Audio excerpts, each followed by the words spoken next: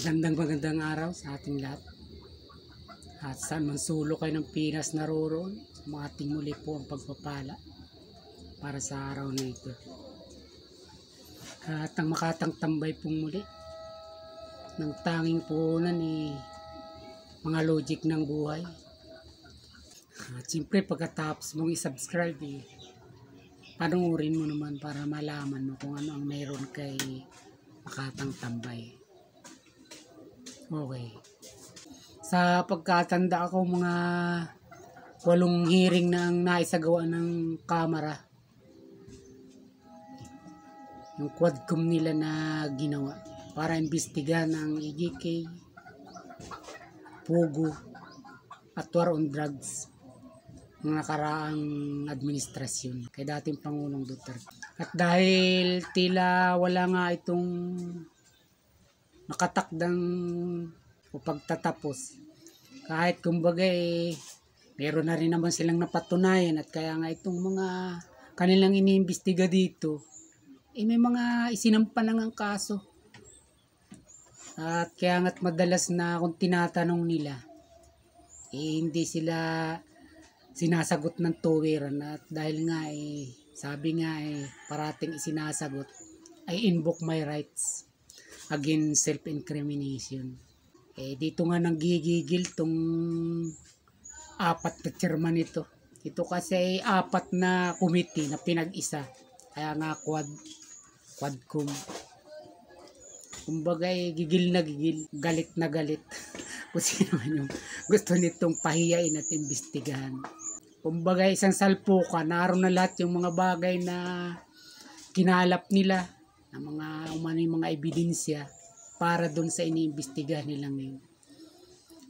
Marami ditong mga iniimbita. At siyempre alam naman natin ang pinapatunguhan lang parati yung si Duterte ng nakaraang administrasyon. Kaya nangyari yung mga pagpatay, kaya nangyari yung mga krimen sa loob ng Pogo. At siyempre yung EJK, kaya nga papasok na raw yung ICC warrant, dahil nga kay Duterte pa rin. Yun lang naman ang pinaka buod at sentro ng mga investigasyon na ito.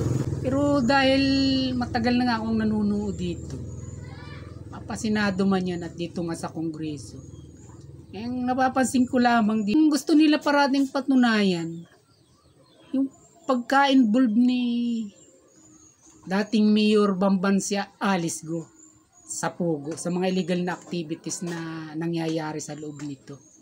Yun yung parati nilang pinapalitaw. Ito talagang may kinalaman sa Pogo.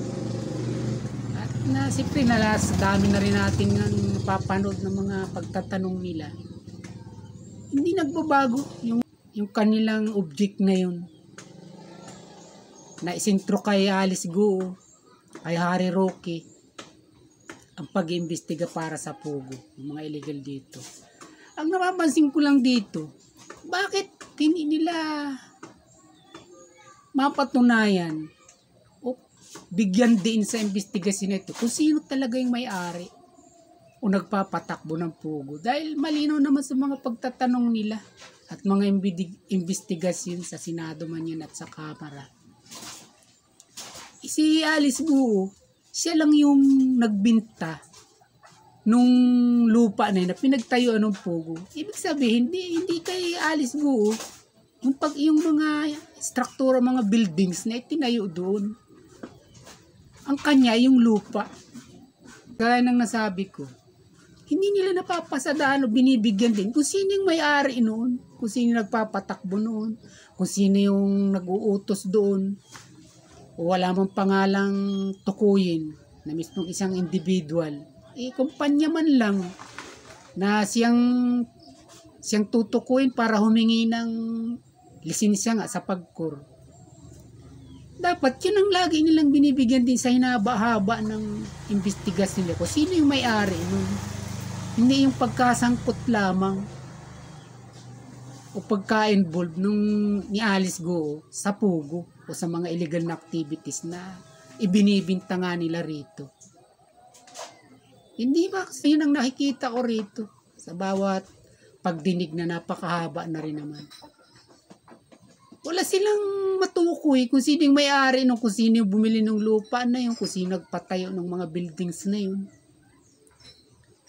Isa na, yun ang patunayan nila. Hindi yung paulit-ulit na si Alice Guo ay tinatanong nila ikaw ay, kaya mo bang patunayan na hindi ka sangkot dyan sa pugo?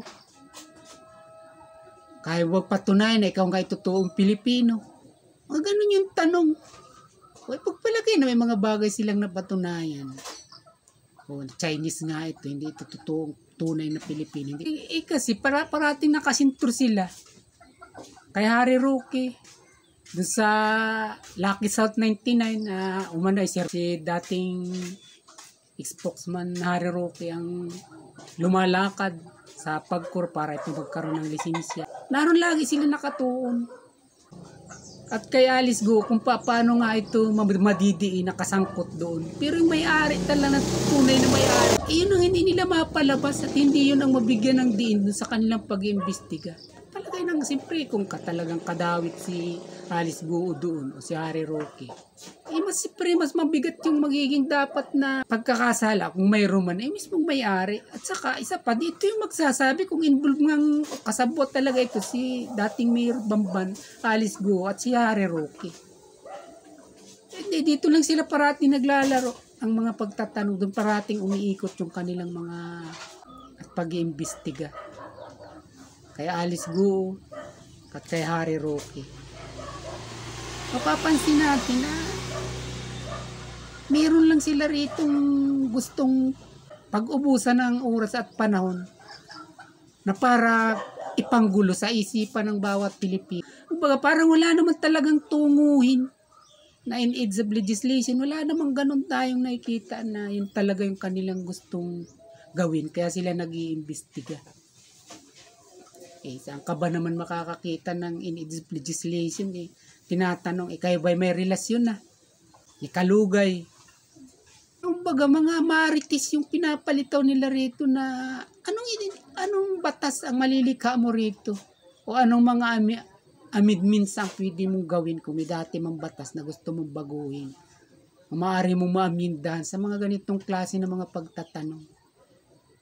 At nga siguro may binunga rin naman at ito't nakasuhan na nga. Pero dapat inihinto na nila yung ganitong mga pag-iimbestiga. Naglalantad lamang na meron lamang sila talagang plano. Kahit munting pananaw lamang naman yung ating naisusulong dito at naipapakita. Maliwanag na talaga may nag-uutos sa mga ito. Paano din natin ito masasabi? Nang ma-interview si Congressman Dan Fernandez ni Ted Filon, siya nagsabi. At tinanong nga siya kung ano ang sinasabi dito ni Speaker Martin Romualdez. Sabi raw sa kanila, do it. Basta may ebidensya, gawin ninyo. Pero kung wala naman, huwag niyo ikompromiso ang Kamara, ang Kongreso. At siyempre, sasabit naman tayo sa tao. Ang pahayag ni Congressman Fernandez, nalalaman natin, pinag-uutos talaga sa kanila yung ginagawa nilang investigasyon na lumilitaw na hindi naman talaga in-aids legislation kundi pag-uusig sa kalaban nila kung sino man itong kanilang kalaban sa politika.